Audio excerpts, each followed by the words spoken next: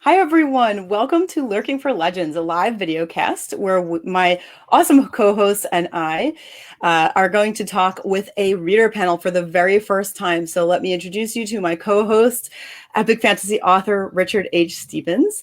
And then I'm going to briefly introduce you to everyone on the panel and they'll introduce themselves. So typically we talk with people from all walks of the publishing industry. And today, all readers. So Lurking for Legends, as you guys know, is a live interactive broadcast, and we encourage viewers to chime in with questions for our guests or simply make comments on what you hear in the show. And I'm hoping a lot of you authors will feel free to ask our readers questions. So today we have got Marisa from Le Salon Literary Discussion. We have Hilary Stokes, Daniel Arteaga, and Darlene Loop, and they're each going to introduce themselves to you and tell you what genre they like and who they are. So let's just get started with Marisa. Welcome, Marisa. Hi, thank you for having me this evening. Very excited. So I have been a lit nerd my entire life. I recently went back to get my MA in English literature. I am a sucker for everything Gothic, so I looked at Frankenstein and Wuthering Heights. Very much into classic literature. That's kind of what will be my focus tonight. But that love of discussion that came out of my grad seminars kind of spurred me on to start a small business, as Christy mentioned, called Le Salon Literary Discussions. And what I do is create a bunch of different resources for book clubs. So downloadable kits, I host monthly get-togethers on classic lit. And I have a blog that kind of features everything from like decoding academic jargon to like literary themed cocktails. So it's kind of a whole gamut there that I do. And you can actually find me, I've included my Instagram handle here, or you can find me at literarysalon.ca as well. Awesome. That sounds like such a cool place to head over and check out. So let's hear from Hilary next. Welcome, Hilary. Thank you. It's great to be here. So I'm lucky enough to be able to work with books. I'm a library technician at a community college in Northern Ontario, and I worked in public libraries for about 10 years before that. My favourite genre would probably be mystery, I think, but I'm also dabbling a little bit in science fiction as well. So interested to hear what questions we get tonight. And when you combine those two, I'm sure it's an amazing mix, mystery and sci-fi, right? Yeah, I'm always looking out for those, yeah. For sure. Okay, and let's hear from Daniel next. Welcome. Hello, my name is Daniel. I've been reading since my senior year in high school. Basically, I used to hate reading all my life when I was a kid, but then out of nowhere, I picked up a book called Aragon, and just out of nowhere, got into it. Recently, what I've been doing to help my community with reading is I started a book club in my hometown, which basically is available to any adults that goes to the public library. That's basically it, what I've been doing so much. So, oh, and my genre is fantasy. Awesome. A well-loved genre, of course. So, and finally, last but not least, of course, we have Darlene. Tell us a little bit about yourself, Darlene.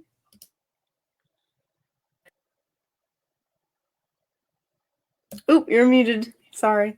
That's okay. Still trying to figure this whole thing out. So I'm primarily romance. Love every genre, but romance, you know, it keeps me on my toes. Gives me a good place to escape a lot of times. Yeah, I've always loved reading. I started reading before I was even in school, almost before I started walking, so just books in general. Yeah, excellent. And it sounds, I think, from what I've seen on your Facebook page, that you like lots of genres of subgenres of romance as well, kind of like, you know, a good mix of things. So that's fantastic. Oh yeah, some of everything. Yeah.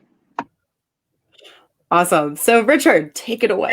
Yes. Okay, so just get us started until we get some questions from hopefully from the audience. CJ's saying it's a great time to take an escape through a book. For sure it is. They certainly help us out through the pandemic. That's for sure. So being a fantasy author myself, I want to ask you readers, because this comes up a lot in discussions through a lot of the groups I'm in and it seems divided 50-50. And so this is probably more for Danielle, but or sorry, I call you Danielle. I don't know why Daniel, but this is probably more for Daniel because he's a fantasy reader. But I'm sure this applies to other genres as well. Do you like prologues in a book, and do you read them? If a book has a prologue, or we just skip through it and go to page 1 per se. So we'll start with Darlene first. We'll go backwards this time. Yeah, I like reading them. Sometimes you catch things that you wouldn't catch otherwise. I like the backstories that come in them. Yeah, and then, sometimes there's stuff in there that come later in other books. So if you don't read those, you might want to. For sure. I find sometimes they can be a big info dump, and I think that's what turns people off. What do you think, Daniel? Prologues are basically very helpful, especially in the fantasy genre. Sometimes they actually lead up to something special. But there are times like in The Lord of the Rings, the prologue is just a history of the hobbits and what they're used to. So I usually skip those. Right. And just go straight to the story. So if the prologue is part of the story, I say go for it. Yeah, it kind of gives a bit of a backstory, I think, especially in fantasy, because fantasy is such a huge, expansive genre that sometimes if you jump in cold in a story, you have no idea what happened before, so you have no idea why things are happening as they are. But no, that's a great point. What about you, Hilary, and mystery? I'm not sure if that pertains to mystery as much. It's science fiction, probably a little bit. I'm generally not a fan of prologues, I have to say. The ones I've read have been pretty long and rambling, I think. So I prefer to just start in the action in chapter 1. But I should say, obviously, I don't read a lot of fantasy, so it sounds like that's more a convention for that genre. So you're not finding them in the mystery genre then? You don't find prologues too often in there? No, I don't. No. Interesting. What about you, Marisa? Like classical literature, that's a big topic. That's a big genre. So yeah, I was gonna say, I think I've got 2 answers for you here. I generally enjoy prologues. I think about some of the original Gothic literature where they had the prologues that positioned it as a real text that would follow. I thought that was kind of a nice way to position things, so I tend to read that. But from a fantasy point of view, thinking of, the things I've read with Stephen Erickson or even George R.R. Martin as well, I love that off-kilter feel that a prologue gives me, where you're kind of thrown into some of it and you don't really understand it until maybe 300 pages later. Right. That's usually why I read it, because I know there's a reward coming. So 300 pages later is like chapter 2, right? Yeah. Fantasy, yeah. Okay. How about you, Christy? These are such great points. And I just want to say I agree with a lot of what was said here. And I do find that with fantasy in particular, we have these prologues that sometimes you can't apply until later. And, like Darlene said, it can be important to read it so that you can appreciate it at that point. I can say, I think it was Brandon Sanderson's Way of Kings, which is, in my opinion, one of the most perfect fantasy books put out there. That's up for debate. It's just my opinion. But I really love it. And I remember reading the prologue and being so lost, like just totally lost. And then when it started, we have chapter 1. I was like, what is going on? I'm not really sure why I read that. But by the end, that's when, I started to say, oh, okay, let me reread that now. I think I get it more. And it's, that's like a choice, obviously that the author is making to give you sort of an insight maybe that you can pick up on later and say, oh, I get that now. Kind of like when there's a scene on the cover that you get after you read the book, so like there's definitely different ways to appreciate prologues. Daniel, I saw that you have a different opinion on one of your favorite fantasy books. What would you say is your favorite one? Or the most perfect, as I said? The Hobbit. I consider The Hobbit the greatest fantasy book of all time. Yeah. Nothing can beat that, in my opinion. Sure. Yeah. So we get a question. Looks like it's the question basically for Daniel. I think I was so happy to hear Daniel's story about not being much of a reader until he discovered Aragon. Has this spurred your interest in reading other fantasy? And if so, what type of fantasy do you enjoy the most? Well, let's see. Last time I read Aragon was in high school, and I've been reading a lot more fantasy after that. So I have read Let's see, Lord of the Rings, The Hobbit, The Silmarillion. I'm currently on the third book of Game of Thrones series. And I have read Brent Week's Night Angel trilogy, Lightbringer. So I gotta say mostly high fantasy is where I'm actually into it more. Great. And it looks like I know this is an author here. She's asking a question. This is Anita Stewart. And is there something that turns, so this for the whole panel, I guess, is there something that turns you off from reading or finishing a book? And if so, is it a certain trope? Is it a cliche? Is it a character? Is it genre? What is it that's turning you off when you pick up a story and you start reading it and say, nah, that's not for me? And let's start with Marisa this time because she's at the top of the screen here. I'm not sure how everyone's appearing on anyone else's screen, but I think that's a really great question. And I tend to think of, reading books is kind of like ice cream. Like there's a flavor for everyone, right? So what may turn me off for a book may be very different for someone else. For me, I think it really comes down to storytelling and kind of when a story slows down or it's lagging and I've, given it that extra 50, 100 pages and I find it's not picking back up or, there's no kind of new event or the plot's not moving forward. That's usually when I struggle a little bit. But I have to fully admit that I am someone who struggles to DNF a book. I tend to always try and struggle through it and get to the end because for example, I recently read Charlotte Bronte's The Professor, and it was a struggle for 200 pages, but those last 20 pages actually really improved my experience with the novel. So I try and get through it. Awesome. How about you, Hilary? I would agree with Marisa. I think I need there to be tension throughout and pace. It does get boring if it's starting to drag. Also for me, one of my pet hates is if somebody insists on doing lots of physical description of a character right up front and trying to stuff everything into the first chapter about that character. I just like things to unfold slowly with plenty of mystery. And also, I do need there to be at least one character that I care about, because some things you just think, well, who am I supposed to be sympathetic towards here? I find that especially in movies, actually, less so in books, but it's definitely character for me, I think. I'm muted. Here I'm telling everyone I'm muting while I'm muted. So how about you, Danielle? Sorry, I'm just going to call you D. I don't know why I want to say that all the time. I got that in my mind and I'll never get it out of there. So sorry, Daniel. How about you? I gotta say the pacing. It has to be definitely the pacing. There's been some books that I had DNF because sometimes the first 100 pages nothing happens at all to the point where it's just like still building up something big, but it's just taking this sweet time to get there, and I lose myself through that. Another thing that really bugs me right now is currently in the fantasy genre is the trope of the chosen one. Right. It's been overdone all the time. It's just to the point where it's like, okay, do something different about it. Sure, have the chosen one if you want to have it in there, but do something different. Mm-hmm. Yeah, the chosen one certainly does seem like a popular trope in fantasy. That's for sure. Mm-hmm. I gotta say, I read a book called The Kings of the Wilds. It was basically a fantasy book that came out recently. I forgot the name of the author, but that one was pretty well done. Yeah. Yeah, it's funny how some stories hit people one way and hit, like Marisa was saying, and some stories hit other people a different way.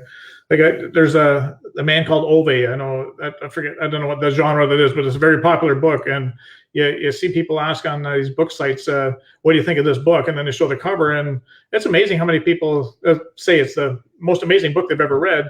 And other people said they couldn't finish it. They got a couple chapters, said, no, that's not for me. So, in my opinion, it's a great book. I read it for my book club. Awesome. How about you, Darlene? I'm with Marisa on the everything. I'll fight through a book just because you never know. It might get better as you're reading, but if it starts out really slow and just doesn't grab my attention, do I really want to finish it? I don't know, but then I can't put it down. I have to find out what's going to happen later. Yeah, I find it myself. Actually, yeah. Sorry, Christy. Go ahead, Richard. No, go ahead, Richard. To say that I'm doing research on witches and superstitions for my next series, and I've been looking for material to read because I can't go to England right now due to COVID, so I'm trying to do everything online. And I keep getting recommended to read Anne Rice's Witching Hour, and it's supposed to be the book on witches. And I cannot get through it. I've forced myself through a couple hundred pages, and she just like the story goes nowhere. It just meanders everywhere and with no point whatsoever. Like, I get it. There's this lady on this porch in New Orleans that she's probably the witch, but it's not giving me the information I'm looking for. I want to learn about witches. I'm not learning nothing of that story. And it's a great big book, and I bought it online and spent money for it. It's sitting on my bookshelf. I probably won't pick it up ever again. I was going to say, Richard, I don't know if it's going to go where you want it to go as far as research on witches. Yeah, I will never know because I won't pick it up anymore. And there's another book I read, Ayn Rand's Atlas Shrugged. Amazing book. I loved that book until she got to about 800 pages in, and she started going into her philosophy on life or whatever that was going on. And it just, I tried to flip through pages to get beyond that, and I didn't seem I could get through it. So I just shelved the book. I never finished it, but I enjoyed the story up to that point. It's funny how she suddenly just switched something off there. I have one that's an encyclopedia of witches, and it tells you pretty much everything you want to know. You'll have to message me that, and I'd love to. I'd honestly love to see that. I definitely will do that. That'd be great. Thank you. Now, how about you, Christy? Definitely pacing. I am a big DNFer. I'm like, I don't have time to spend, while I definitely used to be like Marisa, I used to definitely try and make it through as much as I could, because like you and Hilary said, you never know when it's going to turn around, and sometimes you could miss the best part. But boy, do I get impatient. It gets hard because then I'll just start putting it off and not reading anything, and I have kind of limited time. So I have now come to the difficult conclusion that I really only like super fast-paced books for pleasure reading. I'm an editor, so I read literally all day long. And by the time I get to the pleasure reading, I just don't have the patience to read anything that is kind of like too slow for me. Yeah. I picked up a book off my shelf the other day. I can't remember which one it was. It wasn't like a new one or anything. And it started with a giant description of a house. And I was like, I guess, no, I just can't. It's too much. I'm going to have to like skip ahead probably. Just get past it. But, with stuff like that, it is a pacing issue. It is too much, description. So that definitely gets me. Absolutely. Not even a question. Yeah, for sure. Go ahead, Richard. It's tough being an author because that's all you do. And an editor is you read stories and write stories all day, and that's all you do. And then to actually sit down and read a story, it's almost like, oh my God, I don't think I can do this. And, that's what you've enjoyed so much. That's what got you into writing and everything else. And now it's kind of sucked a bit of the pleasure out of it, because that's the last thing I want to do is read another story. I've been reading my story all day. So, yeah, in that way, absolutely. I would love to squeeze one question in because it's on topic, just before David. David, we'll get you in just 1 second. Thank you so much for the question. And I'm so glad to see you here. Hope you're feeling good. I just wanted to squeeze in a question for Darlene, since we're on the topics of tropes and romances rife with tropes that readers love. I was wondering if there's any specific trope that you are absolutely sick of or that you just can't get enough of. That's a great question. A lot of the romance will keep going with the same stuff, and seems like every time someone's putting out a book, it's always the same trope that's coming out. But I still can't get enough of it all. The male is not too I'm not too into that, but otherwise, I can read it all day, every day. So what about reverse harem? That seems to be quite the trope over the last couple of years. And when someone mentioned, I was in Vegas at a book conference in Vegas a couple of years ago, and someone mentioned in the audience reverse harem, and I visualized exactly what that meant, and I didn't think that's what that meant, but that is what it meant, and it seems so popular right now. Is that one of the tropes you're talking about? Yeah, that is definitely one of the ones that are out right now. I do like those, not as much as some of the other ones like second chance romances, because the stories are a little bit more sweeter, but the reverse harems they get pretty interesting. Yeah, I can imagine. I won't go there, but Okay, so we'll go to David Kelly's question here. He said, David Kelly's an author. He said, what do people think is most important then, because of our discussion on pacing, would be characters, plot, or pacing? So if you guys had to rank them, what would make you stick with the book more than the others? Is characters the main thing for you? Plot? I know all of them put together would probably be best, but what do you think about that, Darlene? We'll just start at the bottom of my screen. Plot. I can live with the characters if it all comes together really well, but the plot has to be really good. Okay. And you, Dan? I'm going to call you Dan. That's what I was thinking about when I was off there. I can't screw it up. I gotta say, pacing is basically one of the things to be mostly focused on. Pacing, plot, and then characters. I'm kind of between plot and characters because they kind of need to be important. Right. So that's hard one. Yeah. Especially in fantasy where it can, kind of drag on. So I understand that. Yeah. Fantasy can certainly be tough with pacing because it being fantasy, like you have to describe the world. Like you can't say I'm in France and people automatically know that the Eiffel Tower is here. And exactly. You have to describe everything. So fantasy can drag. But the author's not on the ball for sure. That's why some of these fantasy books that I do enjoy that take slow on their pacing are very good with their characters that keeps me attached to them. Awesome. Especially with Martin, the way he's describing his characters. Mm-hmm. It's just fantastic. So I gotta say characters, pacing, then plot. Interesting.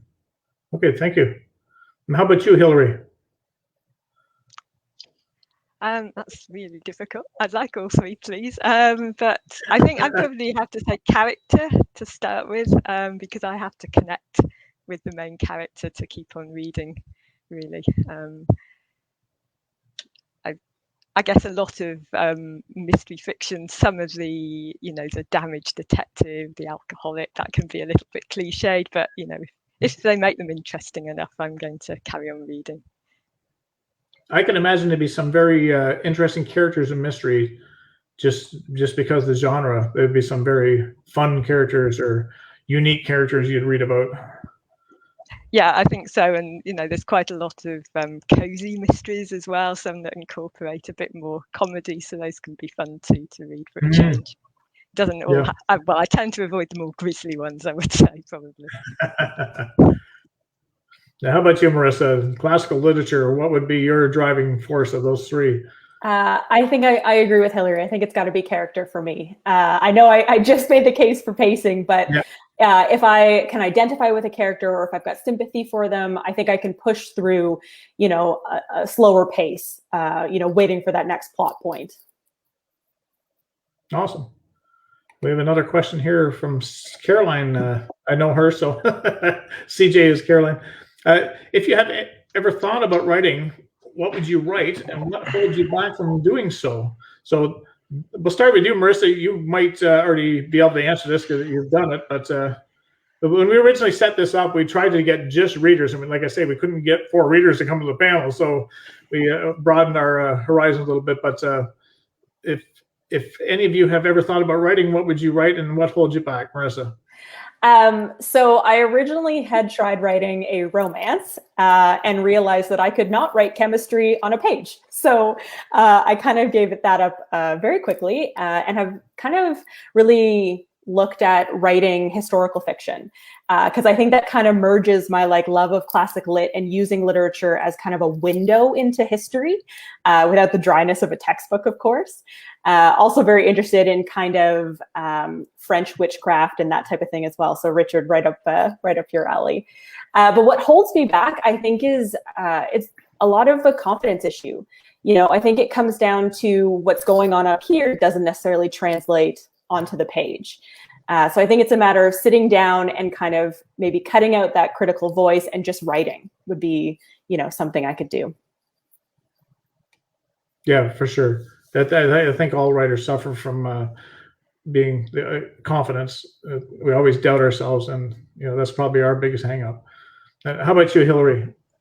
Well, I decided a long time ago I wouldn't have the patience or the persistence to write fiction. When I was at high school, a friend and I attempted to write a murder mystery, and we got so far in, and then we just ran out of ideas. And at that point I thought, no, I don't really think fiction is for me, although I do enjoy working with words, but not on the actual creative part. So I know Hilary personally, and so your husband being an author, though, that hasn't inspired you to maybe take it back up again? No, it doesn't, because it just looks like so much hard work. I don't mind doing a bit of editing, looking at other people's work, but yeah, creating my own, yeah, no, not happening. Interesting. And how about you, Dan? Funny thing is, actually, I am kind of writing a story so far, but I'm going to be using it for my Dungeons and Dragons campaign that's coming up. But I do tend to write poetry, and I don't publish it because I usually keep it for myself. What's holding me back is my confidence. Definitely my confidence. Right. Well, hopefully you can get beyond that. And I always tell someone, prospective writers, that if this is something that you want to do, you're only going to be as good as what you're writing now, and you have to accept that fact and put it out there. And some people like it, some people won't, and that's fine. And then write the next thing, and you'll be a little bit better when you write your next thing, and that's the way it should go. So every book, you should be a little bit better. Every poem you put out should be just a touch better than the last one, and your confidence will slowly build that way. So if that's a dream of yours, then just believe in yourself, and the world they'll follow you. Now, how about you, Darlene? Yeah, I couldn't write if I wanted to. I had struggled so hard with trying to put words together. It doesn't work. I tried once. If I did actually do it, it would be romance, but it doesn't work. I have enough problems talking, let alone putting words down on the paper. Yeah, that's so true. I love songs. I love heavy metal. I love lots of music. There's no way I'm going to be singing because I can't do that. So we all have our strengths, and that's for sure. So Anita Stewart says, hopefully I'm not missing anyone. Christy, you can make sure that I'm bypassing anyone. Do you like your characters more heroic or darker or even an anti-hero? And we'll go backwards again. So now you can start this one, Darlene. And I'm not sure if this will pertain to all your genres, but I'm sure we can figure it out. Oh, that is a great question. Unfortunately, I like them all because it depends on what kind of book I'm actually reading. I have the darker romances that I love the darker characters. And then you get the heroic ones and the second chance romances and, friends to lover type ones. And then, yeah, I love them all. I can't pick. Well, that's good that you like all kinds. I guess it kind of makes your reading experience varied and more enjoyable instead of doing the same thing over and over again. How about you, Dan? Now you're going to get this really covers the fantasy genre for sure. Oh, definitely. I have to say I basically like well-written characters. I have read books where I was into the whole hero character, and there were some times where I was into the villain. It just got to be well written. Well written. Yeah. Yeah. Awesome. And you, Hilary, in mystery? You're muted, Hill. Here, I'll see if I can unmute her. There we go. Yeah, I'd probably veer more towards the heroic with my detectives, I think. I don't mind if they have some darker aspects to their character, but I prefer my characters definitely to be on the side of good, I would say. Awesome. And Marisa, I guess the classical literature, I would think is almost as broad as fantasy as far as a lot of these questions are concerned.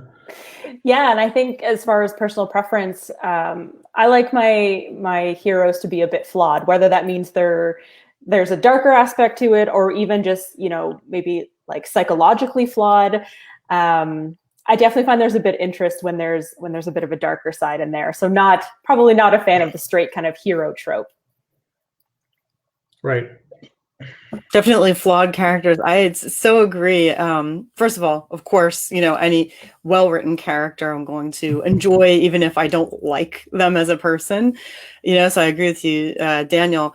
And, Marisa, exactly what you said. Pretty much exactly what you said. So complex characters with psychological issues are one of my favorite things. I love dark characters. If every character in the book is dark, I don't have a problem with that. If they're pretty much all bad in some way or another, it's just I find that kind of realistic, because everybody, what is that quote? Everybody is a villain in someone else's story, kind of thing, seeing that perspective can be fascinating. And I love psychological complications. That's just the best thing for me, in my opinion. Awesome. Yeah. I know you like dark characters. I think you got a couple in your books there. Yeah, they're all dark. That's very here and there. There's someone that's better, but it's the majority of them are dark and complex. Right. Yeah. So David's asking, and this is a two-part question, so we'll try and remember them both. What establishes a character is worth following in a book? So what makes them worth following for you? And what would completely switch you off and make you throw your book down? And we'll start with you, Marisa. Geez. Okay, so now I can remember both parts off the top. I'll leave it up there, and you can. Perfect. So a character worth following for me is when I can see something of myself in them. Whether that is a character trait or a sexual orientation, or even traveling to a place that I've been. If there's something that resonates with me, I immediately feel that connection with a character. Something that would switch me off from a character, I'm thinking of, I recently read Daphne du Maurier's Jamaica Inn. I don't know if any of you guys have read it, but takes place in the 1800s. And I just didn't believe how the protagonist was supposed to have grown over the course of the plot. And I think, I was kind of, if I don't believe the character growth, that to me just kind of checks me out. I want to not be handheld, but I want to be able to follow the breadcrumbs as the character kind of grows throughout the novel. Right. So they didn't suddenly just open up a can of spinach and like Popeye the Sailor Man, and now they can take on the world. Exactly. Cool. And how about you, Hilary? What establishes a character is worth following in your mind? I was a little stuck on this one, actually. So I liked Marissa's answer about maybe identifying with something in that character or some similarity. And I do find as I'm getting older, perhaps, that I'm tending to look at books more with older characters that maybe I wouldn't have done when I was younger. Or perhaps if somebody is in a profession that I'm interested in or have a little knowledge about. Or I guess for me as well, if somebody's working in a small town setting, that's always something that really appeals.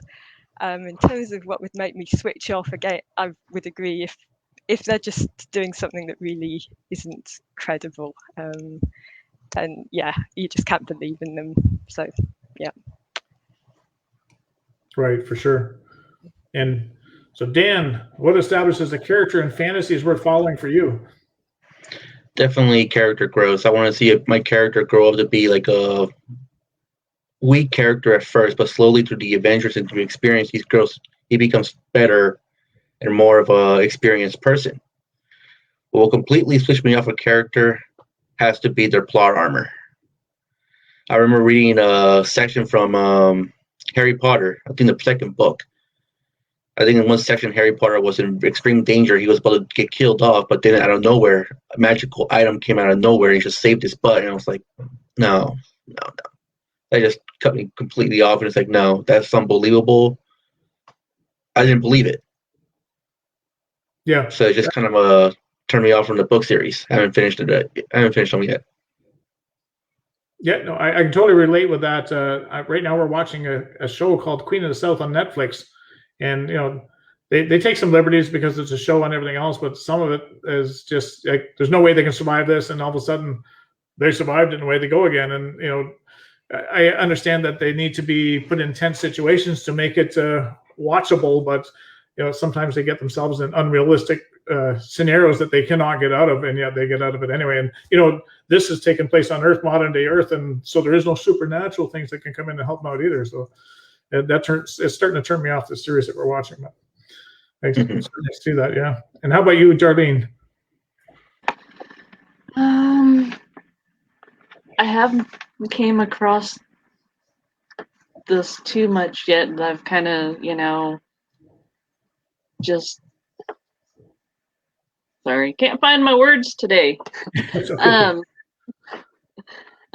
Yeah, being able to relate with the characters makes you really want to follow just how the storyline is going of the characters, if it's building into something good that you want to find out more about. I haven't really came across too much yet that hasn't turned me away from a book. So I guess that's a good thing. Made you throw a book down? I'd just be interested, just a general poll, has anyone actually thrown a book down? No. Yeah, actually thrown it down.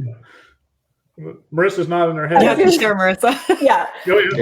And this is going to be a horrible, horrible example, but it was working an office job and everyone was passing around the 50 Shades of Grey books. And I just got to the point where being an avid reader, you start to know the tropes. I knew where it was going. And I was like, no, I am angry at how this is developing. I need to take a minute. That's funny. I could say there's one time I couldn't throw it down because it was an audiobook. So that was even more frustrating, couldn't even do anything to it. But it was a book. I can't even remember the title. It was a series. It was a sci-fi type of thing focused on humans and robots, something along those lines. And it was the second book in the series, I think. And it was really, really good. I loved the character development. Everything was, I like character driven stuff a lot. Pacing, I thought was good. Everything was great. And I get to this point, just like you were talking about, Richard, where they get into this situation that is a really tough one. And I was really excited to see how they were going to get out of it.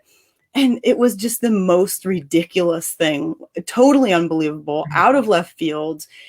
Somebody should have died, really. But I could see that the authors did not want to kill off any main characters, which, that's one of the great things about books like Game of Thrones. You don't know who's going to die when, and I think that makes it better. I like that kind of stuff, So with this book, I was so utterly disappointed. I had to stop it and just not listen for a little while. I had to get through my frustration. I mean, I think that's a weak point myself. That's just me in a story where you have to throw in something ridiculous or crazy to get characters out. It's such a strong point if an author can manage to find a way that makes total sense and you're like, oh, wow, that was really something. That means a lot to me as a reader. Oh, for sure. That's just a comment to Randy Thompson. I just like books where in the beginning the characters are all different, but then they all seem the same. And then he goes on to say, and this is, I think this would be a good question for Marisa.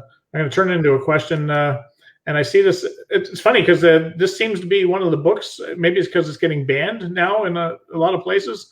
I don't know why. I've read it before, and you either love The Catcher in the Rye or you don't.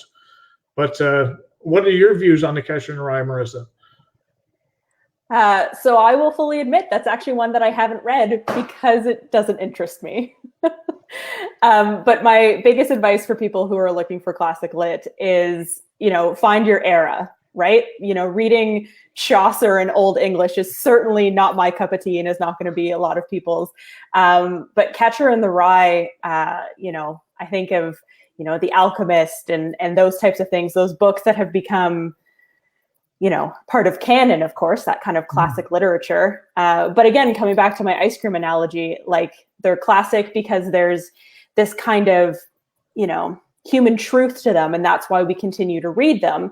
But that doesn't mean it's necessarily specific to your situation. And that idea of, seeing yourself in a novel, I think is still very important. So perhaps that's why you haven't enjoyed Catcher in the Rye. Right. Oh, that's awesome. It's funny. It's one of those books that you either love or you hate. I think that there's no in between with that book. And I read it in high school, and I actually thought it was quite good. It's just a story that really goes nowhere. It's just about Holden Caulfield's life, and he's just kind of a bumbling fool that wanders around. But I enjoyed the story just because maybe of my age. So Anita Stewart saying Jane Austen's does the same thing for her. So and then I just want to add for Jane Austen, I know there's a lot of people who either love her or hate her, but there's a lot of digging to be done in Jane Austen. You know, it is, you know, you get the romance plot, right? But she is talking about, you know, gender inequalities and sex and slavery and all those types of things in her novel as well. So you kind of get to be a bit of a sleuth as you're reading those novels, which can give you a different facet to approach them from as well. Right. And this is an important question too, and I get this a lot as an author. You never know where to price your books. Like as an independent author, we have total control of how we price our books, and we never know what is the price point that will entice people in. Sometimes I hear higher prices than the books that I charge on ebook. They say I should be charging more, and then other people say they'd be charging less. What would you say, Darlene? Is price a big issue when you're thinking about a book? Is there an absolute limit to what you're going to pay, or is there a lower limit where you think it makes a book sound cheap to you? Yes and no. I've been turned off on buying ebooks before when I find out that the paperback is cheaper than the ebook. And I mean, if it's an author that I love, I'll pay almost any price for it. But if it's someone that I don't know yet, I really don't want to spend over $2 or $3 for an ebook. Right. So yeah, I guess that makes sense. If you're into an author, then you probably pay whatever to read their stuff because you like to support them for sure. So probably like if a new author or a new to you author had a series that started with like a 99-cent ebook and then the next one was $2.99, maybe that wouldn't be a problem. But if it started out more expensive, yeah, I've actually done that. I've got new authors where I would get either the book for free or 99 cents, and then I'd end up buying the whole series. That is very good to hear because you know, there's so many pricing strategies as an author, as an independent author, and you hear so many different sides of the story that, you know, people that take free books will never buy a book because that's all they want is free books. And it's nice to hear that, you know, that strategy actually works where you can give away a free book, and if the person likes the story, they don't mind paying for the rest of them. So that's interesting to hear. What about you, Dan? I usually buy my books at a local used bookstore here in my town, and that's where I usually get my books. But if I'm going to buy a new book, it has to be from an author that I really like. For example, I think I bought a book by an author named Darlene Kenyon for like $20. And that was because it was basically her new book they released out, $20 paper, and it was hardcover. So I enjoyed that. Nice. Now, is there a lower limit where you think it cheapens the book for you? I guess so these questions must be towards an author that you wouldn't know. Obviously, if you love George R. R. Martin and he puts out a book that's really cheap, well, you're going to scoop it up. So I guess the question is, if you're looking at an author you don't know, would you think a book is too cheap? Would you not touch it? If it's like a new author, I will be willing to pay at least $5. Yeah. For an ebook. Yeah. Yeah. Now, how about you, Hilary? Well, I have to say I do get most of my books from my local public library, but at least I know the author is getting payment from that. In terms of buying them, I think $5 or $6 is absolutely reasonable for an ebook, even for an author that's new to me, because there is so much work that goes into them, and it kind of saddens me to see so many authors pricing at 99 cents or free so often. I can understand why they're doing that, but you know, you have put so much work into that, you deserve proper payment for it. Now, what about you, Marisa? I tend to do most of my reading in paper copy. I don't do any e-reading. So I'm willing to shell out $8 to $12 if I don't know the author. But the same thing, like stopping at used bookstores and that type of thing, I really enjoy that experience too. And just to clarify with Anita Stewart, she's saying she liked Jane Austen. So, there it is. Sorry, I got the wrong one up here. So she wasn't bashing Jane Austen. She likes Jane Austen. She was curious. Yeah. I must have read that wrong. And here's a question here from Alexandra Marie. does the cover art ever affect the way you feel about the character depicted? And it's funny that you mentioned that, because I just read something about that recently as well, where a lot of people don't like having the character, the main character or any character on the cover, because they want to imagine the character as they see them in their head when the author writes it. And other people love seeing the character. So does the cover art ever affect the way you feel about the character depicted? It's a small pet peeve for me, but if the character isn't described similarly to the art, it bothers me. And what about, we'll start with you, Marisa, sorry. Yeah, I agree with you. I think I want to be able to imagine the character. As much as I am a sucker for cover art, I like when it's more kind of picking up the feel or the atmosphere of the book. So I don't necessarily need to see, the characters depicted on the front page. I'd rather let my mind do that. Hilary? I would agree with that, definitely. I think probably more in the mystery genre, you tend to get very generalized covers. You don't often get characters. I think, though, I don't think it would bother me too much. I think I would probably just go on and ignore the cover and just imagine the character for myself. And fantasy, this would be interesting. Dan, do you like seeing it? Because there's so much that you can put on a fantasy cover. Do you like seeing the characters actually depicted on the fantasy cover or not?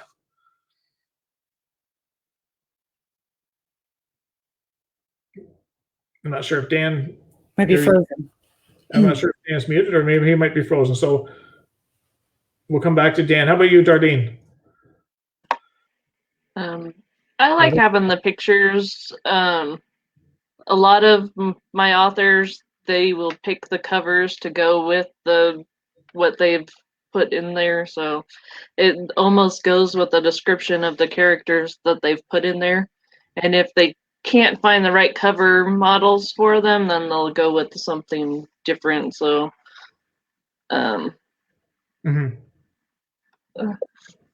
yeah, and there's been some books that I've actually, like the 50 Shades, I've actually watched the movies before I read the book, so I actually had characters to picture. Great. Oh. We're bringing Dan back in. I'm just gonna take him out until he's ready.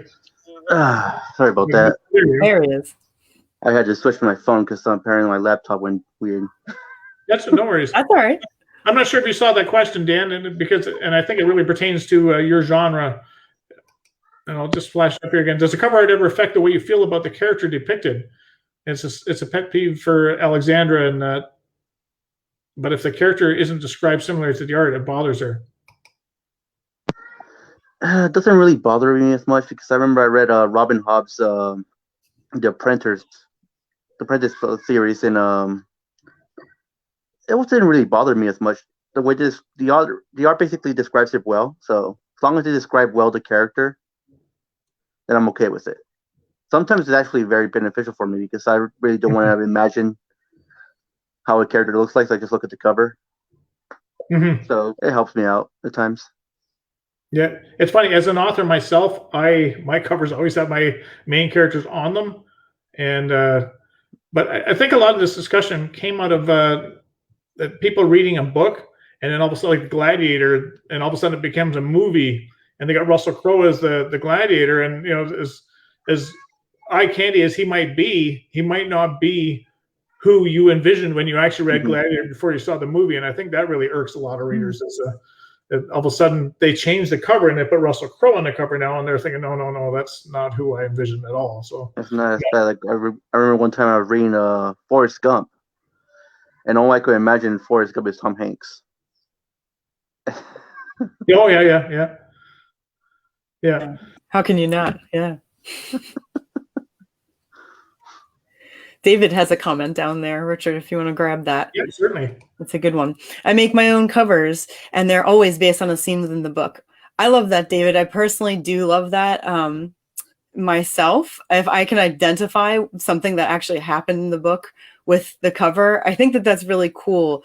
I can't say that if a cover doesn't match what I saw in the book, that I'm like turned off from the author or anything. It doesn't make a difference to me, but I will say that if there's like let's say a blonde guy on the cover and the person in the book is actually like with brown hair and like a beard and like utterly different looking, it is just sort of jarring a little bit because it's not what I expected, but it doesn't like bother me either. It's just sort of like, why, why was this done? I wonder. I do find that happens a little bit more frequently with romance, at least from what I've seen. Not always by any means, but here and there I will definitely find a romance book that is really, the cover is just meant to give you an impression of the genre. It's not necessarily meant to describe the person inside. And I can understand where that would be difficult. You'd kind of run into a problem trying to find a new person who hasn't been on a cover yet and also fits your book. That must be pretty tough. Randy brings up a good point here. Lee Child's Reacher is 6'5" and 250 pounds.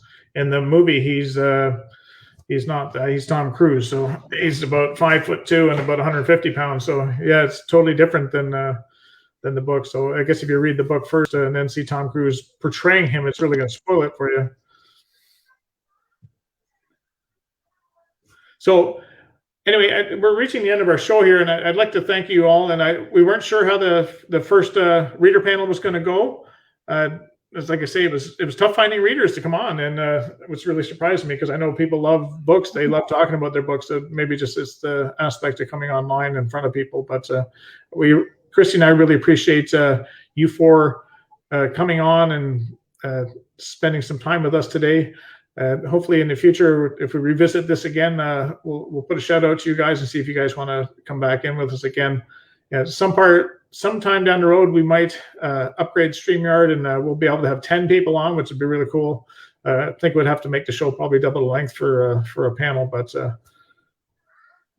I'm just trying to read what down there. I'm not missing anything. Okay, so I'm going to say thank you to everybody for coming. We really appreciate it. And just before we go, what was that question? I had a question. Quickly before you go, favorite author and book of all time? Just Marisa. Geez, way to end on a very difficult question. You only get one. You can't have more than one. Okay. It has to be. It has to be Mary Shelley's Frankenstein. I absolutely love. It's a short book. It's a classic book, but there's this beautiful frame narrative with 3 stories. And in 2021, we have gotten so far in pop culture to what the original text actually is. I recommend everyone should read it because it's actually very touching and about community and that type of thing. So that's my answer. That's very interesting. How about you, Hilary? I can't pick one book. I'm going to say favourite author, Mary Lawson, who isn't actually mystery, but she writes, I guess, general fiction, and they tend to be set in Northern Ontario, and her descriptions of life in Northern Ontario and the winters up here, I think, are just amazing and great characters too. Awesome. Sorry, what was that author's name again? Mary Lawson. Cool. How about you, Dan? Now, I let Hilary off just because I know her, but you can only pick one. Oh, that's an easy one. Tolkien, The Hobbit. Awesome. Yeah, I should have known that. I gotta say, Tolkien is definitely my favorite author. Always has been since I first picked up The Hobbit. Mm-hmm. I couldn't put it down. And then researching up Tolkien about his life and things all he did, it's just wow. Yeah, he's a very interesting character. He certainly set the benchmark of fantasy, and he's been the backbone for fantasy.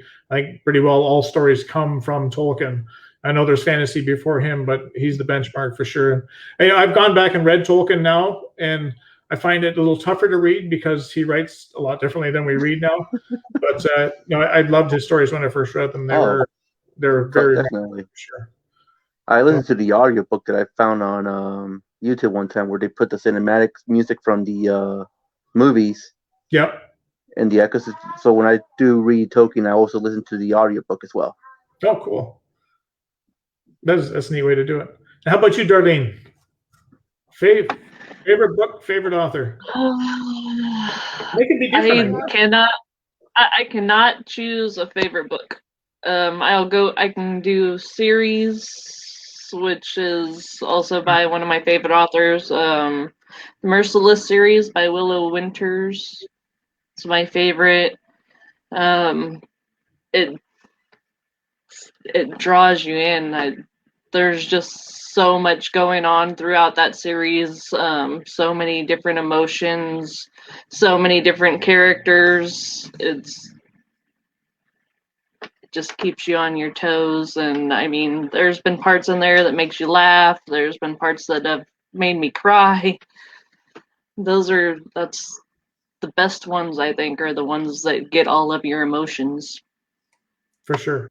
I think that's why we read, just to take our emotions to a different place, especially now with the crazy things we're going through right now. So again, do you have anything to say before I sign us off, Christy? No, just thank you guys so much for being here. This was amazing. It was great to hear all of your opinions and your ideas. It is actually so helpful to authors to have, an author, a reader panel that can kind of tell us what they're looking for and what's their big turnoffs and what they love. It is such a struggle, for authors to figure it out. Sometimes it's probably seems like it's not that hard for readers, but for us, it can definitely be pretty difficult. So this was just awesome. And I really hope we'll be able to do it again. Yeah, definitely. And as an author, you always hear so many different things. And I guess everyone has different opinions, but it's nice to hear some things reaffirm that. And I think at the end of the day, Christy, as authors, we need to just realize that there's going to be people that don't like us, our books, for whatever reason, and then there's going to be people that love our books for the same reason that the other people don't like it. So you're never going to please everybody. You just got to write to your strength and move on as an author. So thank you to Hilary, Darlene, Daniel, and Marisa for taking part in our first ever reader panel. I think it went really well. I was a little skeptical. I wasn't sure just because of the response. Like I said before, I hope you guys all enjoyed being on with us. And we're not sure we'll have another one anytime soon, but if we do, we'll make sure that we keep you guys in mind. And I know for one, I really enjoyed it. So next week, May the 11th, make sure you tune in as Chris and I speak with science fiction and fantasy author V.S. Holmes, is the winner of the New Apple Literary's Excellence in Independent Publishing Award and Literary Titan Gold in 2020. So we'll have a lot of fun speaking with V.S. Holmes. So once again, thank you everyone for showing up, and we'll talk to you soon. And I hope everyone has a great night. Take care.